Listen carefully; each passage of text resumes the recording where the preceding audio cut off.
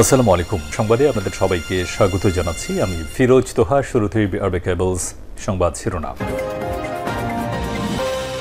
দখলদার ইসরায়েলি বাহিনী, ইরান এবং ফিলিস্তিন, ভয়াবহ যুদ্ধ চলছে। আর এই মুহূর্তে আমাদের হাতে এসছে যুদ্ধের ভয়ঙ্কর কিছু গুরুত্বপূর্ণ আপডেট সংবাদ। প্রথমেই জানাবো, সিরীয় ভূখণ্ড পরিদর্শনে ইসরায়েলি সেনাপ্রধান, দীর্ঘমেয়াদী নিয়ন্ত্রণের ইঙ্গিত। অধিকৃত সিরিয়া ভূখণ্ড পরিদর্শন করেছেন ইসরায়েলি সেনাপ্রধান ইয়াল জামির। আজ তিনি অধিকৃত ভূখণ্ডটি পরিদর্শন করেছেন। খবর আনাদুল এজেন্সি। তিনি বলেছেন, জেনারেল স্টাফ প্রধান মাঠে কর্মরত কমান্ডার এবং সৈন্যদের সঙ্গেও কথা বলেছেন এবং তাদেরকে অভিযানের পরিকল্পনার অনুমোদন দিয়েছেন। তিনি আরও বলেন, আমরা সিরিয়ার এই অঞ্চলটি দখলে নিয়েছি কারণ সিরিয়া ভেঙে পড়েছে। সুতরাং এই অঞ্চলটিতে বাফার জোনের নিরাপত্তা আমাদেরকেই নিতে হবে। এরপর জানাবো, ইসরায়েলি হামলায় গাজায় ৪৮ ঘণ্টায় ৯২ নিহত।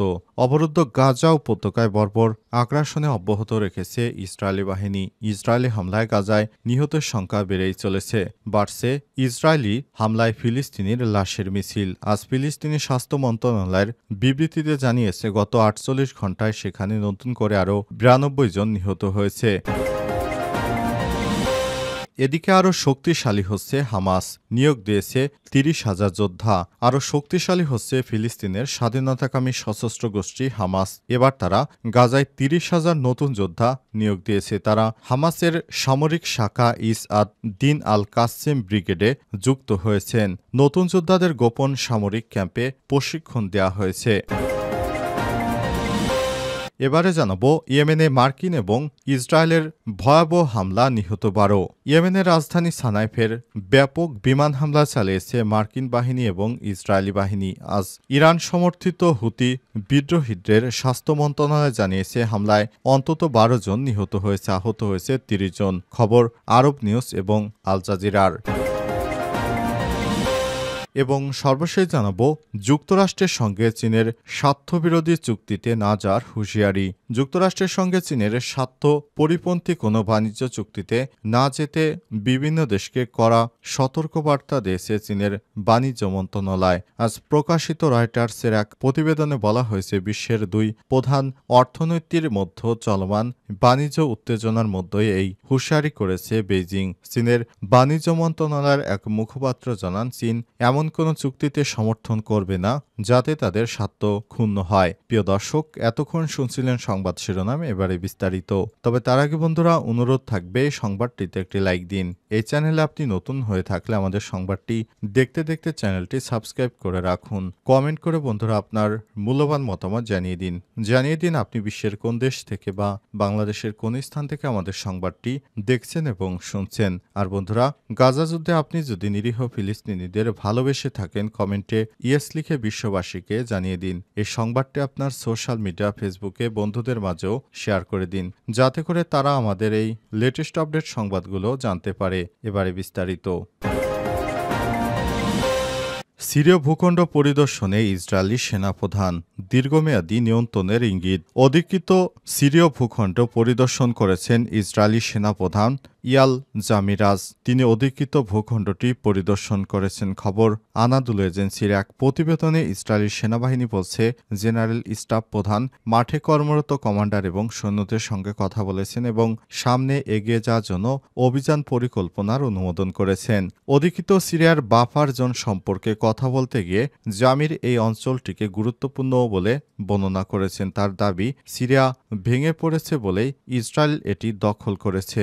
জামির আরও বলেছেন, এজন্য আমরা গুরুত্বপূর্ণ অবস্থানে আছি এবং সম্ভাব্য সর্বোত্তম উপায়ে নিজেদের রক্ষা করার জন্য সামনের সারিতে আছি। এ সময় তিনি আরও বলেন, এটি একটি কৌশলগত বিন্দু। আমরা জানি না এখানে কিভাবে পরিস্থিতির উন্নতি হবে, তবে আমাদের উপস্থিতির উল্লেখযোগ্য নিরাপত্তা গুরুত্ব রয়েছে। গত বছর ডিসেম্বরে বাশার আল আসাদ সরকার পতনের পর ইসরায়েল সিরিয়ায় গোলান মালভূমিতে সামরিকীকরণ মুক্ত বাফার জোন দখল করে তার দখলদারিত্ব বৃদ্ধি করে। আনাদুলো বলেছে, আহমদ আল সারার নেতৃত্বে নতুন সিরিয়ান প্রশাসন সরাসরি কোনো হুমকি না থাকা সত্ত্বেও ইসরায়েল গত কয়েক মাস ধরে প্রায় প্রতিদিনই বিমান হামলা চালিয়েছে, বেসামরিক নাগরিকদের হত্যা করেছে এবং সিরিয়ার সামরিক স্থাপনা, সরঞ্জাম এবং গোলাবারুদ ধ্বংস করেছে। প্রসঙ্গত 2 যুগ ধরে সিরিয়া শাসন করা বাশার আল আসাদ গত বছর ডিসেম্বরে ক্ষমতাচ্যুত হয়ে রাশিয়া পালিয়ে যায়। এর মধ্য দিয়ে 1963 সালে শুরু হওয়া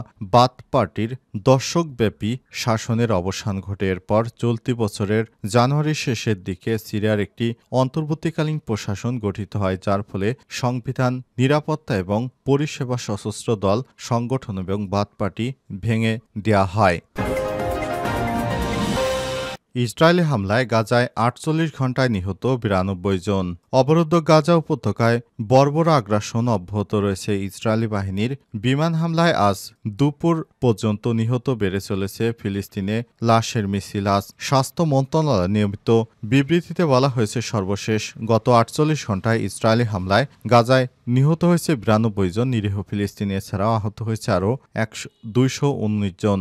এ নিয়ে 18 মার্চ থেকে যুদ্ধবিরতি ভেঙে গাজায় ইসরায়েলি হামলা শুরুর পর এ পর্যন্ত প্রায় 1783 জন ফিলিস্তিনি নিহত হয়েছে।